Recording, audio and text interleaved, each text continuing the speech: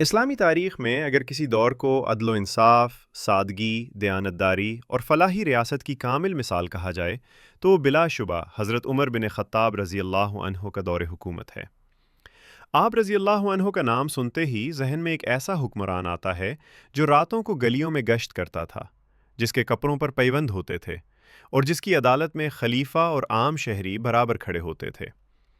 حضرت عمر رضی اللہ عنہ کو نبی کریم صلی اللہ علیہ وسلم نے فاروق کا لقب عطا فرمایا، یعنی حق اور باطل میں فرق کرنے والا۔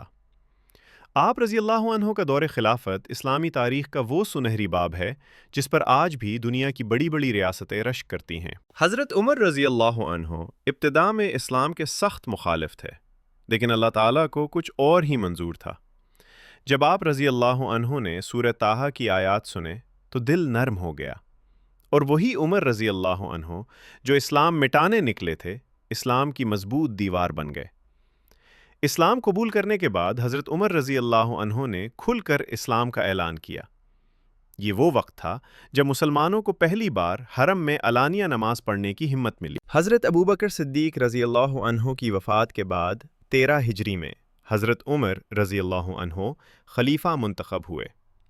لوگ خوف زدہ تھے کہ عمر رضی اللہ عنہ تو سخت مزاج ہیں، لیکن وقت نے ثابت کیا کہ عمر رضی اللہ عنہ کی سختی ظلم کے خلاف تھی، انسانوں کے خلاف نہیں۔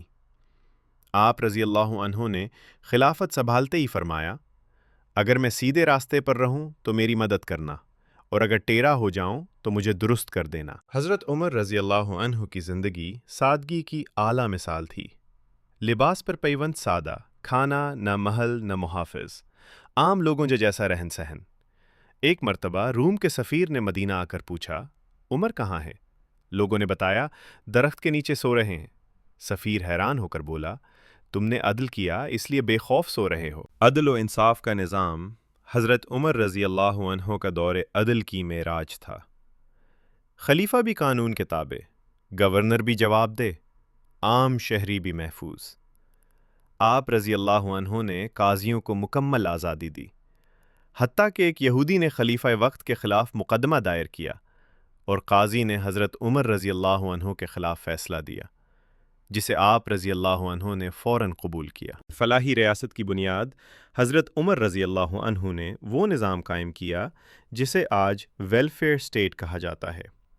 بیت المال کا قیام، یتیموں، بیواؤں اور غریبوں کا وظیفہ، معذوروں کے لیے وظائف، نو مولود بچوں کے لیے وظیفہ۔ ایک رات گشت کے دوران ایک عورت بچوں کو خالی برتن میں پتھر ابالتے ہوئے ملی۔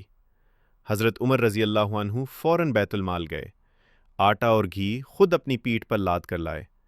جب کسی نے کہا، امیر المومنین میں اٹھا لیتا ہوں، تو فرمایا، قیامت کے دن میرا بوجھ بھی تم اٹھاؤ گے۔ انتظامی اصلاحات حضرت عمر رضی اللہ عنہ نے پہلی بار اسلامی ریاست میں باقاعدہ تقویم، ہجری کیلنڈر جاری کیا۔ پولیس کا نظام، جیل خانہ، مردم شماری، زمینوں کا ریکارڈ، تنخواہوں کا باقاعدہ نظام۔ گورنروں کے لیے سخت قوانین تھے، اثاثوں کا حساب، عوامی شکایات کی سماعت، سادہ زندگی لازم۔ فتوحات اسلام حضرت عمر رضی اللہ عنہ کے دور میں اسلام دنیا کی عظیم طاقت بن گیا۔ اہم فتوحات: ایران، عراق، شام، مصر، بیت المقدس۔ جب بیت المقدس فتح ہوا تو خود حضرت عمر رضی اللہ عنہ تشریف لائے۔ نہ شاہی لباس نہ گھوڑا، صرف ایک اونٹ اور ایک غلام۔ یہ منظر دیکھ کر عیسائی پادریوں نے کہا، یہی وہ حکمران ہے جس کی پیش گوئی ہماری کتابوں میں ہے۔ حضرت عمر رضی اللہ عنہ غیر مسلموں کے حقوق کے محافظ تھے۔ مذہبی آزادی، عبادت گاہوں کا تحفظ، زبردستی اسلام قبول کرانا منع۔ ایک بوڑھے یہودی کو بھیک مانگتے دیکھا تو فرمایا، ہم نے جوانی میں اس سے کام لیا، بڑھاپے میں چھوڑ دیا۔ فوراً بیت المال سے وظیفہ مقرر کیا۔ حضرت عمر رضی اللہ عنہ راتوں کو روتے تھے، اگر فرات کے کنارے ایک کتا بھی بھوکا مر گیا تو عمر سے سوال ہوگا۔ آپ رضی اللہ عنہ ہمیشہ جواب دہی کے احساس میں رہتے تھے۔ 23 ہجری میں فجر کی نماز کے دوران ایک مجوسی غلام نے حضرت عمر رضی اللہ عنہ پر خنجر سے حملہ کیا۔ زخم گہرے تھے، لیکن آخری وقت تک فکر امت کی تھی۔ فرمایا، میرے بعد خلافت مشورے سے قائم کرنا۔ یوں اسلام کا یہ عظیم ستون شہید ہو گیا۔ حضرت عمر فاروق رضی اللہ عنہ کا دور حکومت ہمیں یہ سکھاتا ہے کہ اقتدار عبادت ہے، حکمران خادم ہوتا ہے، عدل کے بغیر ریاست قائم نہیں رہتی۔ آج اگر دنیا امن چاہتی ہے، انصاف چاہتی ہے، تو حضرت عمر رضی اللہ عنہ کے نظام کو سمجھنا ہوگا۔